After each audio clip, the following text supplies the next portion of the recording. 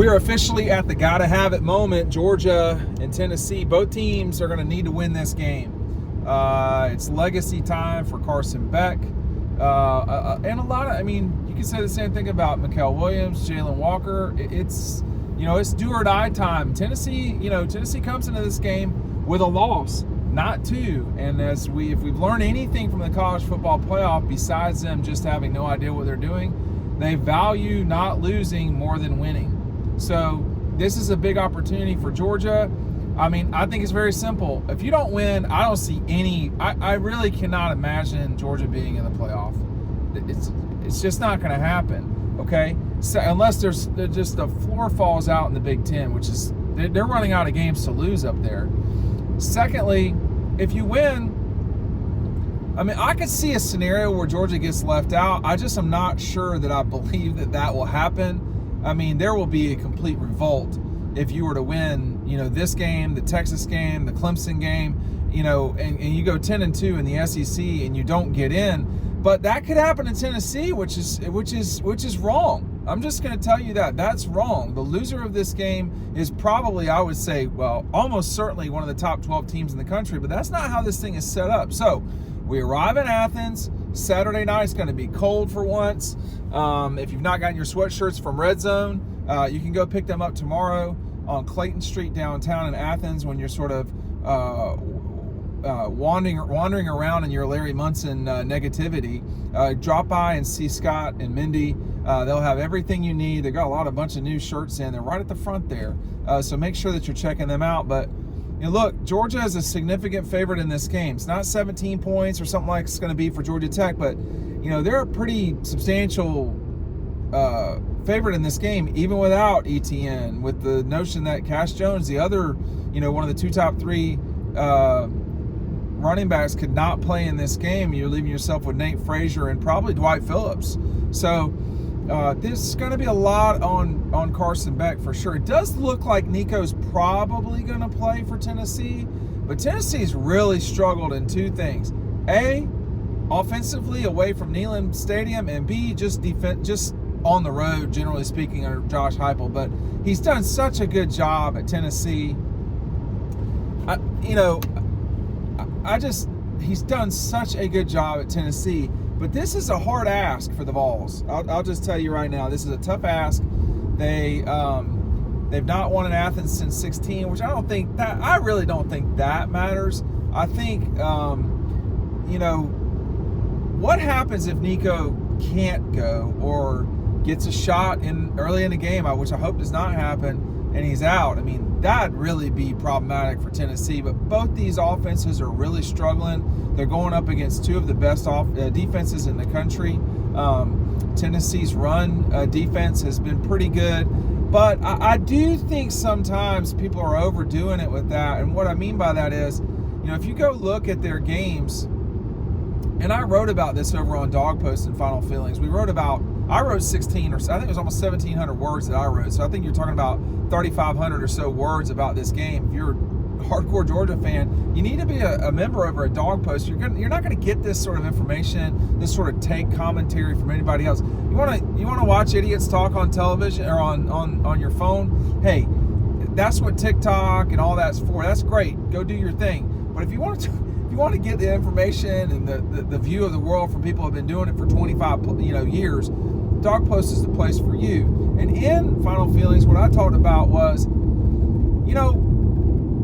Florida ran on Tennessee, Arkansas ran on Tennessee, Oklahoma did not, and then Mississippi State ran on Tennessee. A lot of people ran on them. They didn't run for 200 yards, but Georgia can run on Tennessee. And then there's this factor of, I think everybody in sports participates in this, and I'm going to talk about what I've been watching lately, and you can really see it at a 4-foot level in that. But Georgia really got their ass whipped at Ole Miss, and Mississippi, that's as bad as Georgia's been beaten probably since I would say the SEC championship game in 2021. When you think back, they didn't lose in 22. In 23, they lost one game by three points. They lost to Alabama. That Dawgs on the last play of the game, lose to Alabama on the last play of the game in 2024. This was a decisive victory for Ole Miss. And so, therefore, that you have a decisive victory the way Georgia did to Texas, we all do this. You make assumptions off of events that 7 days ago have no real bearing on today. And, Georgia's offensive line did not play well in that game. They did not run the ball effectively. But when you're on the road, you don't have the advantage of the snap count. That really, I'm telling you, that makes a huge, huge difference. Like in sports like basketball, playing on the road, it was just harder, but there was no snap count. That matters a lot. And so we're just going to see how that matters. Carson Beck is a good quarterback. He understands how to play the game. He's not thrown well lately, but he is a good quarterback. And that, I think, can be a huge advantage for Georgia when you're mixing up snap counts. When the defense doesn't have the opportunity to do that. The only way to defend that, to counteract that is is having a run game. And Georgia's not had a consistent run game the whole year. And now they don't have ETN coming into this game. So, Mike Bobo is going to have to figure some things out. For people who are complaining about the side-to-side throwing or the screens, when you can't run the ball, you got to do something. You don't just quit and say, "Oh, well, we're just going to throw it every single down." I mean, it's just, it's a little bit more complicated than that. Or you can't just give up. But I was watching The Last Dance again, which is the documentary about Michael Jordan and the 98 Bulls, 97-98 Bulls, and they lost Game 5 to Utah in Chicago, and it was everybody thought it'd be a coronation. They were up 3-1. And when you watch, you forget that in the playoffs, you lose games, and it really, you're going to lose games. Playing 6, 7 games, you're playing 7-game series, 5-game series. You're playing teams 3 times, 4 times, 6 times in a row. You're going to lose. Well, there really shouldn't be an overreaction these days to losses. You can overreact to the way Georgia played against Mississippi. I think that's one thing, but the circumstances are going to be very different Saturday night. They're going to be very different Saturday night. And Tennessee has shown under Josh Heupel they're not a good road team. They can come in and win this game and change the narrative like they did against Alabama at Neyland the last 2 times they played them. The narrative was Tennessee can't beat Alabama, and they beat them. And then they beat them again this year at Neyland. I watched that game. Man, neither of those two teams played well at all. And in that game, I mean, Alabama had the lead at the half, 7-0. Tennessee's got I don't know what's going on with them that they're not scoring in the first half in several SEC games. But if they win this game, they will be free and clear. They will play in the SEC championship against, I think, at that stage, against the winner of A&M Texas. Although we still have a long way to go. So it's all right. Everybody talks about it's in front of Georgia. Well, it's in front of Tennessee too. So, but if the Georgia crowd could kind of put their phones down and be participants for once, that they could have the ability to do to Tennessee what the Neyland crowd did to Alabama. I mean, Alabama had, I think it was 15 penalties in that game. It was over 100 yards of penalties. They never could get steady, and it cost them the game at the end of the day. Both those teams in that game made bad mistakes. They both threw touchdowns threw interceptions that could have been touchdowns in the end zone. They stole 3 points from the other side. Alabama wound up losing that game. I think it was 24-17, but it was by a touchdown if I'm not mistaken. And all those points add up over time. And on Saturday, Georgia's really been effective when they've gotten into the red zone of scoring, putting points up. A lot of that's Peyton Woodring. Now, not all of it, but plenty of that is. I don't know that this is a game where you say, well, you got to score touchdowns. Maybe not this game. The way both teams have just not played well offensively, maybe not this game. And let me just say this too. Every season, Georgia itself plays a really impressive game at home. They've not done that this season yet. Now, they've only played twice at home in SEC play. So there's that. And this is the last SEC game of the year. So could they just come out and really get rolling and do what they did to Ole Miss last year, or what they did to Kentucky last year, or what they did to Tennessee 2 years before that in 22, or what they did to in 21 to everybody, basically. That wasn't Kentucky that season, or what they could do to what they did to Tennessee in 20, or what they did to Auburn in 20, or, they have those games where they just really play well, and there's just sort of nothing the other team can do to keep it tight, keep it within 14 or 17. Yeah, they could do that. Or this could be like the 19 season where they got to grind it all out all the time. And that's just who they are. It feels like this is more of the 19 team. But, but I will add this for both these teams. I'll start with Tennessee. If the Vols win this game, they're going to be in the playoff. They're going to be in the SEC championship game, and then they'll be in the playoff. I would not pick them to beat Texas. I'm not picking them to beat Georgia. I wouldn't pick them to beat Alabama and Atlanta. But once you get in the playoff, you're talking about a very different conversation. They need to play better. They probably would host. They would almost assuredly host, I would say. So I think that would give them the Vols a huge advantage playing at Neyland in the first round. An advantage, honestly, pretty much nobody else in the playoff will have that's not Ohio State. And playing at Neyland is a very challenging and difficult thing to do, okay? It just is. The only team that's beaten them at Neyland lately are the Georgia Bulldogs. If Georgia were to win this game, you basically can reset your season completely. So follow me on this. I talked about this at Riding on Final Feelings. And again, if you're not watching us in Riding Home, you're just stealing from your experience, okay? Win, lose, whatever. You're stealing from yourself if you're not with us after games. You're not getting, man, come on, man. Like, what do you, I'm not even being flattered. I mean, it's just true. You're getting the real scoop from us. People who have been doing this forever, and we're real with y'all. We just are. There's no filters. If you do win this game and you're Georgia, and I wrote about this on Final Feelings over on Dawg Post, why aren't you a member? Try it out for $1 today. You can reset everything. I don't think Georgia will host, but I'm not.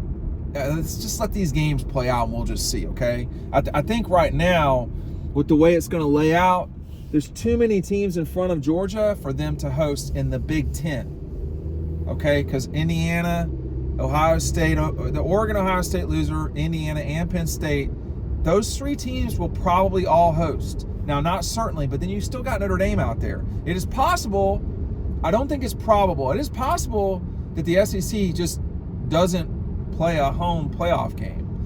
And I reported this a while ago. One of the reasons they got this playoff thing in was because the Big Ten was adamant about hosting in the first round. So here we are, and that's what it is. But we've got 3 weeks left to play here. If you're Georgia and you win this Tennessee game, you won't play again until December 21st, okay? You won't play a game that, you're going to play UMass. Come on. You'll play Georgia Tech, which I think you have to take quite seriously considering just how they have played under, he's done a good job. And now I'm selling for God's name. Haynes King, I know the quarterback. I understand Tech. He's done a really good job as a head coach there. But, Georgia will be a pretty significant favorite over Georgia Tech. And although the Jackets have only won in Athens this century, you'd rather play that game, and it's going to be a night game, so we know that now already too. You get the opportunity to reset your season. You're not playing an SEC game. You know that for at least 35 days, okay? From the moment you step off the field with Tennessee until the first playoff game, which is in December, okay? You get 5 weeks of no SEC. That's going to matter. That's going to matter a lot. Now, is Tech, does Tech have the capability of beating Georgia? They do. I think. Would I pick them? I would not pick them. And we'll just see what Tech is like as they get to Atlanta. The Jackets got, I think they're off this week, and then they got a Thursday night, and then they got the Friday night Georgia. So they're scheduling in an extra day, if you want to call it that, for their tilt with Georgia. The Dogs play UMass the week before at noon, or at 1 o'clock. So, both teams are gearing up for that whole thing, and that's smart. But again, you have the capability to reset your season if you're Georgia, and you do not have to play anybody. UMass is one of the worst teams in college football. I mean, they're straight up bad. They're just not a good team. So that won't be anything that'll matter. It'll be the equivalent of playing Charleston Southern in 2021. What I think, just personally, and we'll see how this all plays out, but I think, you cannot trust this committee at all. And the loser of this contest, if you're Georgia, you're out. It's just what it is. If you're Tennessee and you lose, you've got a win over Alabama, you're 10-2. You can't, when you scheduled NC State, you didn't think they'd suck this bad, but they do. And I think, considering they didn't get another game in there, Georgia's got 2 ACC teams that they play. I think it's a lot, and we're going to see how this goes on, how this plays out over time. It may not make sense to play those games. I mean, if it's just about are you undefeated or not, and we're going to say the apples that is the SEC is the same as the dog shit that is the Big Ten, the Pac-12, or the Big 12, and the ACC. If we're going to say those are the same thing, well, then why would you play Georgia Tech at all, ever? Why would you play Clemson? Why would Greg Sankey and them say, okay, well, Georgia's going to play Florida, and then they're going to play Tennessee, they're going to play Kentucky, Vanderbilt, Mississippi State, South Carolina, Arkansas, and then they'll play Auburn, and we'll throw another. They're going to make they will make it to where the schedules are quite obviously that Georgia, Texas, Alabama, and say LSU are all avoiding each other and all that. Tennessee right now, they don't have a second win. Okay, this would give them their second win. Georgia, they can talk about Clemson. I don't know where Clemson's going to be at the end of the season. I think it's at least a 60-40, 40-60, I would say, probably 40% chance that South Carolina beats them. Carolina's played well, but I will add that when they go up to Clemson, they sometimes, kind of don't play as well as they'd like, which happened in 23, but it did not happen in 21, it did not happen in 20. It did not happen in, they lost in 22. So Clemson lost in 22. So, I mean, if you're kind of banking on Clemson at 10-2, I wouldn't put too much strength into that, because they could lose to Pitt this week and they could lose to Carolina. It could be 8-4. So Georgia's got probably the best win in the country outside of, I guess, well, I'd say it is the best win in the country because they went and won on the road at Texas, whereas Oregon won at home against Ohio State by a point. Georgia won by 15 on the road. So we'll just see. This is a monumental game for Georgia. It matters a lot for Kirby too. I mean, Kirby's been given everything he's asked for, and he's asked for a lot of stuff, and a lot of that stuff you needed it to win. But he's been given everything you need. That they are a recruiting machine, the likes of which they don't have many rivals in college football. They're going to have to adjust their NIL situation some, but there's really no excuse for missing a college football playoff. It just doesn't exist. I don't care what the explanations are, what the people call them excuses. I don't care what words are being used. It's failure. It just is, and it needs to be addressed that way, or the fans won't. The people that are now paying for NIL, the people that you didn't have to deal with this in the past, but the stakeholders, they're not going to listen to people say it's not that big of a deal. At Georgia, I mean, this isn't. I mean, Clemson. LSU's got their own issues too.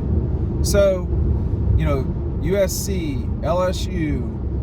Florida, Auburn. There's plenty of places around the country where Florida State, where there's going to be some explanations needed. I mean, if you're Marvin Jones Jr. and you took the money at Florida State, I mean, is Florida State going to do that again? You went 1-8 right now?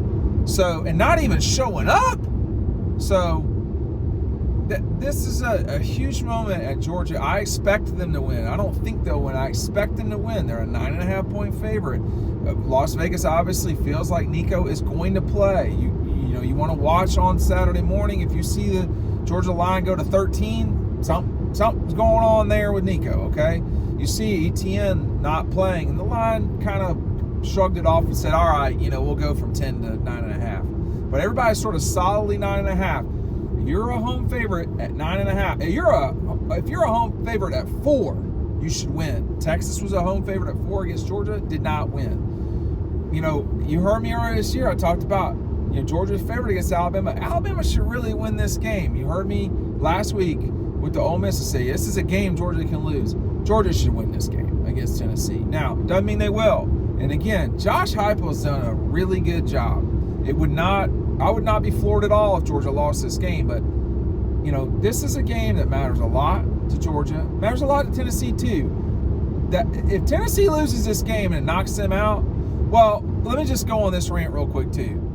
None of this is going to make any sense, by the way, because you're talking about Georgia went from 3 to 13 or 12, so they fell 9 spots, losing on the road to an SEC team that was then in the playoffs. If Tennessee were to lose to Georgia and then they get knocked out, I need to know why some of these teams are, in front of Tennessee. Why is BYU in front of Tennessee? Now, BYU's not a good example because the Big 12 champion is going to go and be a top 4 seed, which is ridiculous anyway. Don't get me started. But why did BYU move past Tennessee? I mean, BYU won by 1. It was on the road at their rival who has a losing record, but it was on the road. They won by 1. Why is Miami getting beat by Tech and they only fall so much? How is Tennessee getting jumped by Indiana, a team that beat Michigan, who's not good, by 5? Texas beat Michigan's skull into the ground, and it was a bloody scene. There was teeth all over the road. And now we're saying Indiana it gets credit for that? Like, what are y'all watching up there? I mean, like, it really does piss me off as a person who cares about this sport to see the foolishness up there or over there at Grapevine. What are you watching? Again, Texas sawed Michigan in half on the road, and then we're giving Indiana credit. Literally, Indiana's best win is Michigan or Illinois. I don't even know what to say about that. Like, who's Ole Miss's best win? It's Georgia. Okay, Georgia sucks. Who's Georgia's best win? It's Texas. Well, who's Texas's best win? Well, I mean, is it Michigan? Well, because if it's Michigan, that means can we just not be reality based? I mean, let me ask you this question, straight talk. Would Michigan beat Vanderbilt? I don't think you can say an answer real quick. I mean, if it's in Nashville, I might go Vandy. Now, I might not. I'm just saying. Okay, so we got to stop this foolishness. And, like, if Indiana beats Ohio State, okay, but I guarantee you this. If a two-loss Ohio State with a win that, I mean, at that stage, their best win would probably be over Minnesota or one of those, I guess Nebraska, who is just trash.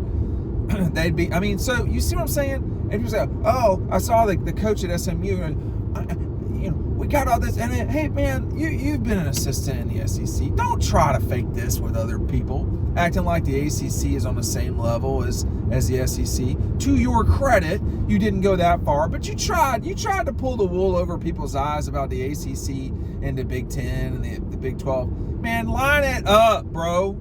Line it up. Let them go play. I mean, Clemson was smashed by Georgia. They lost by 31 points. Bad. Like, it was not close. You look at, you say, oh, well, Miami smashed the Gators. Oh, well, join the club. Join the club. Texas, double digits. Georgia, double digits. I mean, like, come on, man. Like, what, that you're basing it off the one win? What about when Cal basically beat Miami? What about when Virginia Tech actually did? Like, so don't come at me with that stuff, Lashley. Don't do that. Don't do that. You want to come on the show? Let me know. Dean@dawgpost.com. Got no problem. Whenever, it can be in the spring, we can talk about all this. But you know better, bro. You know better than that. You know better than that. And the Big 12, same thing. Same discussion. These leagues are not the same as the SEC, and I'm not going to sit here and have this stuff normalized. Okay? Now, if the SEC were trash, like it was in basketball for such a long time, you wouldn't hear that from me. You would hear the SEC is trash in basketball. Why isn't the 3 seed getting in? Because they're trash. You can't say that about basketball in the SEC anymore, can you? No, you can't. Now the ACC is getting worse. The SEC has passed the ACC in basketball. What is happening out there? Okay, it's the second best league behind the Big 12. It's just become strange. But don't let the strangeness normalize this stupidity. What the college football playoff did this week needs to be called out. And people are. And they need to get back to reality-based stuff, okay? Utah is a 2.5-point favorite over 3 and 6 Kansas. Well, we don't look at lines. Well, bitch, you might want to start. It might want to give you a reality. I mean, like a reality-based look at things. I mean, people don't believe you. You're losing your credibility, the likes of which you don't have much to begin with anyway. I mean, getting it wrong on the first week, that's kind of college football playoff tradition. But I mean, I'm gonna be pissed for Tennessee if they lose to Georgia and what happens after that doesn't make sense. I'm not necessarily saying they should be in, okay? But they should be. Penn State has defeated exactly who again? I mean, didn't Ole Miss wreck their season at the Peach Bowl a year ago? Well, this isn't last year. I mean, I don't know, guys. I mean, you know, these teams are not good. And if you can't see that on television, Georgia's not playing well. But Georgia has wins that these other guys don't have, okay? Would Clemson beat Penn State? I would probably take Penn State. But they wouldn't beat them by 31 on a neutral? No, they would not. They would not. Because we know that. Why do we know that? Because Penn State never beats anybody that matters. And yet we're going to gift them right into this thing. They may well be the 6 or 7 seed, which is ludicrous. You know what? I'm going to go eat lunch now. I've probably burned 300 calories getting mad at this stupidity. I cannot control it. But it is what it is, and it's wrong, and I will not normalize it. Thanks for watching.